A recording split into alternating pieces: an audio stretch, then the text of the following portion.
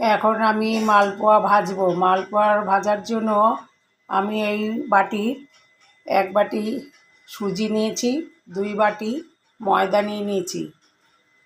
এখানে মৌরি নিয়ে নিয়েছি, পরিমাণ মতন চিনি দেব। এখানে 4খানা এলাচ থেতো করে নিয়েছি। আর কিশমিশগুলো আমি ঝিরিঝিরি করে কেটে নিয়েছি। এখানে দুধও নিয়ে নিয়েছি। দুধ দিয়ে আমি এগুলি গুলে তারপরে তোমাদের দেখাচ্ছি।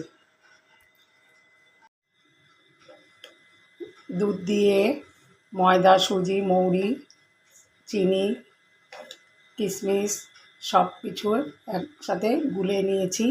এবার কড়াইটাও আমি বসিয়ে দিয়েছি। পরিমাণ মতন তেল দিয়ে দেব,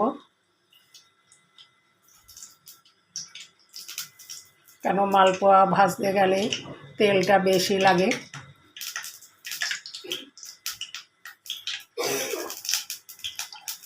তেলটা আমি দিয়ে দিলাম। তেলটা গরম হলেই এই মালপোয়াটা করব। তেলটা গরম হয়ে গেছে, এবার আমি মালপোয়াটা ভাজবো।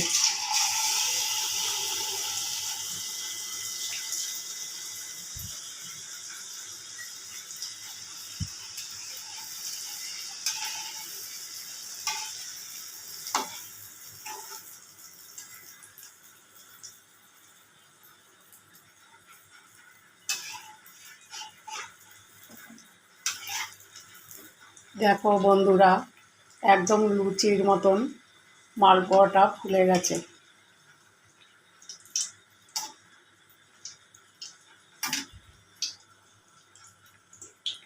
মালপোয়াগুলি কত সুন্দর হয়েছে।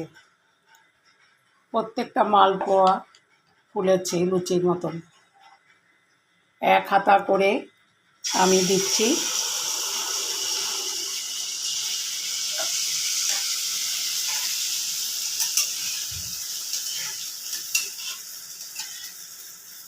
গোলাটা খুব ভালো হয়েছে, তাই প্রত্যেকটা মালপোয়া লুচির মতন ফুলছে।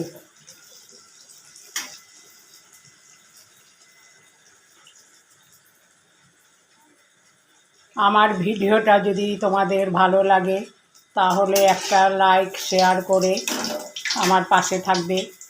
আগামীকাল অন্য রান্না নিয়ে তোমাদের সামনে আসব। তোমরা ভালো থাকো, সুস্থ থাকো। শুভরাত্রি।